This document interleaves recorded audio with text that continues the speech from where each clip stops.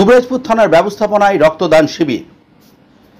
গ্রীষ্মের প্রচণ্ড দাবদাহ জেলায় তৈরি হয়েছে রক্তের সংকট। প্রতি বছর গ্রীষ্মের সময় রক্ত ভাণ্ডারে সংরক্ষিত রক্তের পরিমাণ চাহিদার তুলনায় অনেক কম মজুদ থাকে, ফলে সমস্যায় পড়তে হয় রোগীদের। রক্তের এই সংকট নিরসনে এবার এগিয়ে এলো বীরভূম জেলার পুলিশ প্রশাসন।